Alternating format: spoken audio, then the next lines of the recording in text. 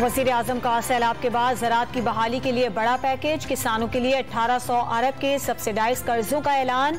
बेजमीन हारियों को बिलासूद 5 अरब रुपए के कर्जे दिए जाएंगे। खाद पर भी 58 अरब रुपए की सब्सिडी।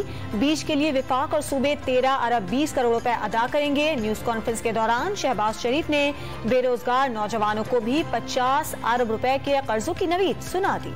NRO लेने वाले वजीर आजम बन गए। जराइम पेशा आदमी को वजीर दाखिला बना दिया गया। चेयरमैन PTI ने कौम पर चोरों को मुसल्लत करने का इल्जाम दोहरा दिया। लॉन्ग मार्च से खिताब के दौरान तंज किया कि नवाज शरीफ को 3 साल से वो दवा नहीं मिल रही जो वो लेने गए थे। साथ ही ये दावा भी कर दिया कि वो वापसी के लिए तैयार बैठे हैं। इंतजार सिर्फ साजगार माहौल का है। चेयरमैन PTI का आज का लॉन्ग मार्च गुजरांवाला में खत्म करने का भी ऐलान। इस्लामाबाद में हुकूमत की लॉन्ग मार्च के इस्तकबाल की तैयारियां। आधा शहर रेड जोन में तब्दील। 0 पॉइंट तक का इलाका मुजाहिरीन के लिए ममनू करार। सिक्योरिटी के लिए पुलिस, रेंजर्स और फौज तैनात होगी।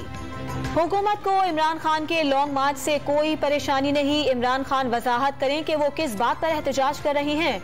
साबिक वजीर आजम शाहिद खाकान अब्बासी की प्रोग्राम न्यूज वाइस में गुफ्तगू।